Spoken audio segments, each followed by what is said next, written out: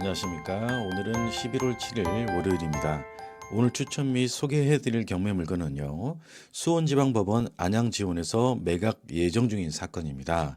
따라서 본 사건을 입찰하실 분은 수원지방법원 본원으로 가시는 게 아니고 안양지원 매각법정에 참석하셔야 됩니다. 자, 사건 번호는 2022 타경 10만 1374 강제경매입니다.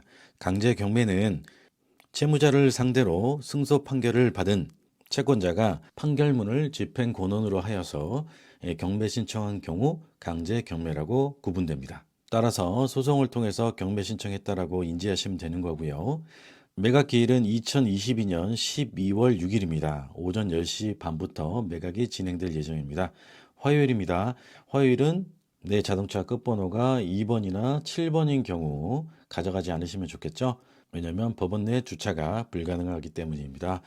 자, 소재지는 경기도 안양시 동안구 경수대로 581 115동 1603호입니다. 평촌 어바인 퍼스트 아파트입니다.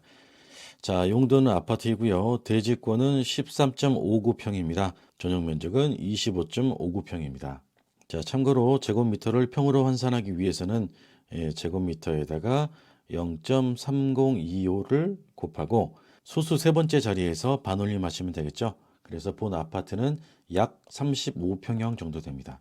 35평형 정도 크기입니다. 매각 대상은 토지와 건물의 일괄 매각이기 때문에 특별히 주의할 점은 없고요. 본건의 채권자가 이 아파트를 경매 신청한 때는 2022년 4월 8일입니다. 그로부터 5일 정도가 지난 때에 법원에서는 개시 결정을 하게 됐습니다. 그래서 2022년 4월 13일 날 경매가 개시되었고, 그로 인해 해당 법원의 민사집행과에서는 차근차근 경매 준비를 하고, 그로 인해서 2022년 8월 23일 날 13억 7천에 최초 매각을 진행했었으나 유찰이 됐었습니다. 그로부터 약 한 달 후에 감정가 대비 20%가 조감된 금액 10억 9,600에 매각을 진행했었으나 또다시 유찰됐고요. 그로부터 또 한 달 정도 후에 이전 최저가 대비 20%가 추가로 조감된 금액에 또다시 매각을 진행했었으나 그마저도 비싸다고 판단들을 하셨는지 아무도 입찰을 안 하셨습니다. 그래서 유찰이 됐습니다.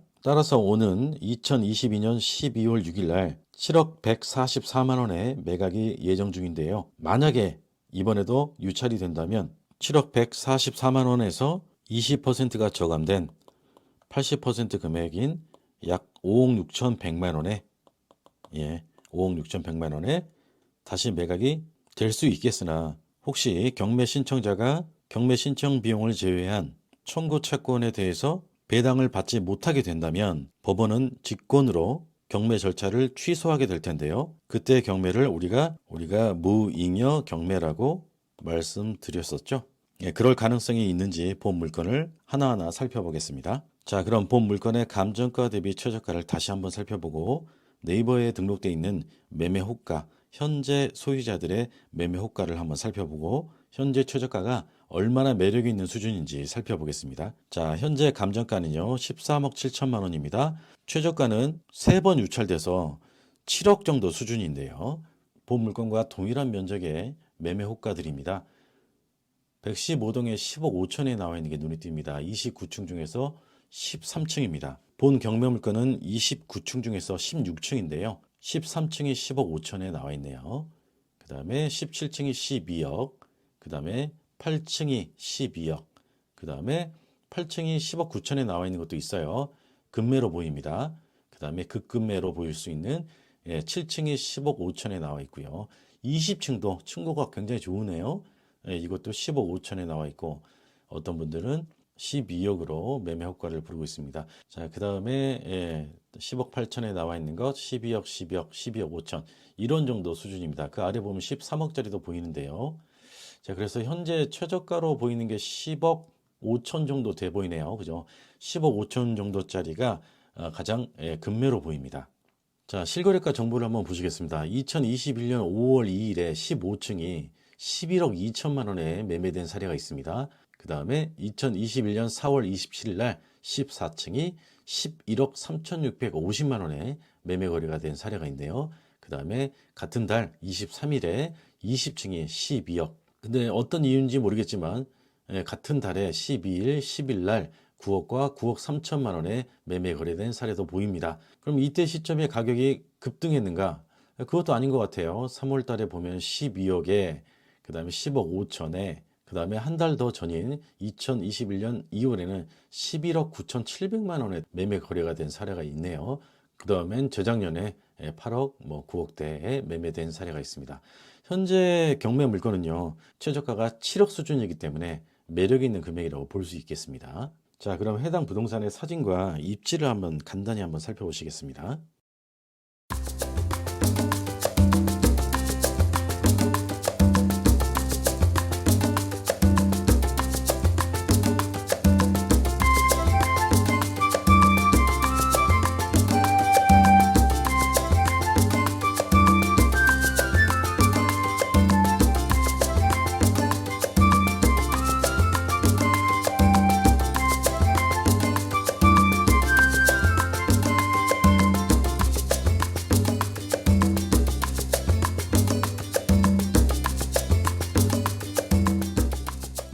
다시 돌아와서 보존 등기를 보면은요, 2021년 5월 31일입니다. 이때 현재 소유자가 분양 신청을 통해서 소유권을 취득한 것으로 보입니다. 여기에서 소유권 취득 시점과 현재 점유 중인 세입자의 전입 날짜를 보면은요, 소유권 취득 전에 임대차 계약을 한 것으로 보이는데요. 아마 임대차 계약을 통해서 현재 임차인에게 보증금을 받아서 분양대금을 완납한 것으로 보입니다.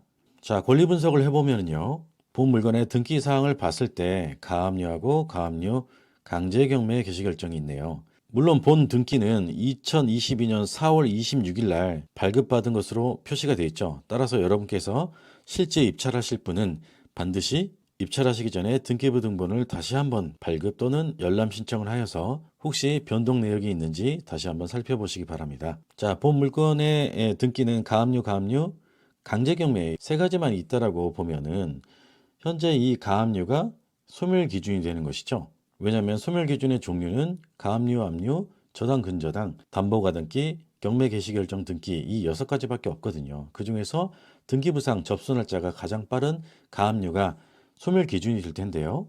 이 가압류라고 하는 것은요, 채무자가 채권을 회수하기 전에 자신의 재산을 은닉하거나 도피시킬 것을 우려해서 그 대비책으로서 재판 전에 가압류를 해놓음으로써 처분금지 효과를 보기 위해서 하는 등기입니다. 어쨌거나 본 물건의 소멸 기준은 가압류권이고요.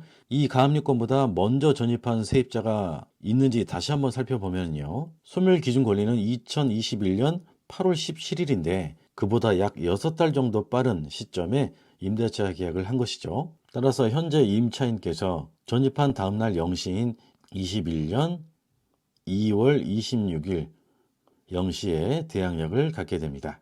그런데 확정일자를 보면요, 여러분께서 의아해하실 수도 있겠습니다. 2021년 2월 2일로서 아직 전입신고를 하기 전에 확정일자를 받은 것을 알 수 있는데요. 전입신고와 무관하게 임대차 계약서만 가지고 주민센터 등에 방문하게 되면은 그 당시에 공무원이 해당 임대차 계약서가 존재했음을 확인했다라는 것을 입증하는 도장을 찍어줌으로써 마무리되는데요. 동시에 확정일자부 관리대장에다가 기록도 하겠지만요. 이 확정일자라는 것은 전입신고와 무관하게 임대차 계약서 서류만 가져가면 된다는 것을 아시면 좋겠습니다. 자, 이 확정일자를 받는 이유는 만약에 세입자가 임차한 부동산이 경매되었을 때 배당 절차에서 배당 순서의 우선순위를 정하기 위한 장치인데요. 즉 우선 변제권을 확보하기 위함입니다. 따라서 우선 변제권을 취득한 시점이 빠르면 빠를수록 배당 순서에서 우위를 점하게 되는데요. 이때 이 임차인의 우선 변제권의 생성 시점을 살펴보면요. 이처럼 확정일자가 전입일자보다 빠른 경우는 우선 변제권의 생성 시점이 전입 신고한 날 다음 날에 발생하는 거거든요. 따라서 확정일자가 아무리 빨랐다 손치더라도 전입신고가 늦으면 전입신고의 다음 날이 우선 변제권의 발생 시점이기 때문에 본 임차인의 우선 변제권, 즉 배당받을 수 있는 순서는요. 2021년 2월 26일이 됩니다. 따라서 이때 이 소멸 기준과 비교를 해보면 이 소멸 기준보다 우선순위임을 알 수 있죠. 배당의 순서가요. 왜냐하면 임차인은 이미 소멸 기준보다 앞선 시점에 대항력을 갖췄고요. 우선 변제권에 의한 배당 순서 역시도 앞선다라는 것을 알 수 있습니다. 따라서 얼마에 낙찰이 되었던 배당 순서는 본 물건의 경우는 경매 비용이 1순위가 될 것으로 보이고요. 2순위인 필요비나 유익비는 존재하지 않으니까 없고요. 그 다음에 현재 임차인이 소액 임차인이 아니기 때문에 전혀 무관하고 우선 변제권에 의해서 물건과 채권의 배당 순서대로 배당이 될 텐데요. 이 말씀을 왜 드리냐면은 이와 같이 소멸 기준보다 빠른 선순위 대항력이 있는 임차인이 있는 경우는 임차인의 보증금이 전액 다 반환되지 않으면 낙찰자가 인수할 수 있기 때문에 그 점을 유의해야 되기 때문에 이렇게 강조드리는 거거든요. 따라서 본 물건은 현재 최저가가 7억 100만 원 정도 수준이었잖아요. 그래서 만약에 이 최저가에서 단독으로 누군가가 최고가 매수 신고, 즉 낙찰을 받게 된다면 이 7억 144만 원 정도를 납부받은 법원은 7억 144만 원에서 경매 신청 비용 약 좀 올려볼까요? 경매 신청 비용 한 500만 원 정도? 500만 원 정도.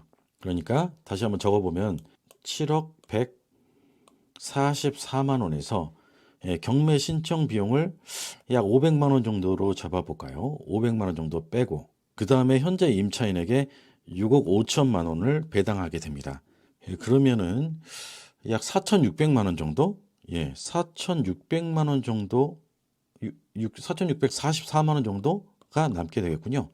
자, 그러면 이 남은 4,644만 원은 강제 경매를 신청한 채권자에게 배당이 됨으로써 배당 절차는 마무리가 될 텐데요. 그렇게 된다면 낙찰자 입장에서는 따로 선순위 대항력 있는 임차인의 보증금에 대해서 추가 인수 부담은 없을 것으로 보입니다. 자, 임차인이 만약에 배당 요구 종기일 이내 배당 신청을 했다면 말이죠. 자, 배당 신청한 때를 한번 살짝 살펴보겠습니다. 아까 잠깐 놓쳤는데요. 배당을 신청한 잘 안 보이시죠? 배당을 신청한 때가 2022년 5월 10일인데요. 보이십니까? 그런데 배당 요구 종기일은 2022년 6월 28일입니다. 두 날짜를 대조해 보면은 종기일 이내 배당 신청을 종기일 이내에 배당을 신청해야지 배당을 받을 수 있기 때문에 이 종기일 안에 이 세입자가 배당 신청을 했는지 확인을 꼭 해야 되거든요. 자, 그렇게 보면은 그래서 다시 한번 확인해 보면은 현재 임차인은 배당 요구 종기일 이내에 배당 신청을 했음을 알 수 있습니다. 따라서 본 물건은 아까 말씀드린 대로 만약에 현재 최저가 수준에만 낙찰을 받는다라고 하면은 추가로 인수할 세입자의 보증금이 없습니다. 다만 서두에 말씀드린 대로 만약에 요번에 한 번 더 유찰이 된다고 가정했을 때는요. 그 다음 회차의 최저가는 5억 6,100만 원인데 최저가가 5억 6,100만 원일 때 6억에 만약에 낙찰 받는다라고 하면은요. 혹은 6억 5천에 낙찰을 받는다고 했을 때도 본 물건은 아까 설명드린 내용대로 6억 5천에 낙찰이 되면은 경매 비용을 빼고 우선 변제권이 빠른 세입자가 그 다음에 배당 순서이기 때문에 현재 경매를 신청한 자가 배당을 받을 돈이 없어지게 됩니다. 왜냐하면 세입자가 배당받기도 바쁘니까요. 따라서 이런 경우는 무잉여 경매가 될 수 있어요. 그래서 이런 경우는 법원에서 직권으로 자기네들 직업상 주어진 권한대로 이 경매의 절차를 취소시켜 볼 수 있거든요. 일방적으로. 자, 엄밀하게는 한 번 더 유찰됐을 때 5억 6,100만 원까지 떨어지면은 그때 매각 결과를 보고 현재 경매 신청자가 배당을 정말 받을 수 없는지 그렇다면 그때 무잉여 경매라고 판단하고 직권으로 경매 절차를 취소시키는 것이 아니고요. 통상의 경우는 그 결과까지 보지 않고 현재 최저가, 현재 회차에서 만약에 매각이 되지 않으면 해당 법원에서는 분명히 다음 회차까지 기다리지 않고 무잉여 경매로 본 경매 물건의 매각 절차를 직권 취소해 버릴 가능성이 높아집니다. 따라서 본 물건에 관심이 있으신 분은 현재 임장 조사를 통해서 급매의 물건의 시세를 잘 확인해 보시고요. 경우에 따라서는 현재 임차인의 협력을 받아서 내부 시설물의 노후도도 잘 살핀 다음에 입찰을 하셔도 해야 될 것 같습니다. 만약에 다음 회차를 기다린다면 본 물건은 무잉여 경매로서 경매 절차가 취소되어서 마음이 있었어도 다시는 입찰할 수 없을 수도 있겠습니다. 자, 그 점 참고하시고요. 경매 교육이나 경매 컨설팅에 도움이 필요하신 분은 저한테 연락 주시기 바랍니다. 자, 오늘도 감사드립니다. 감사합니다.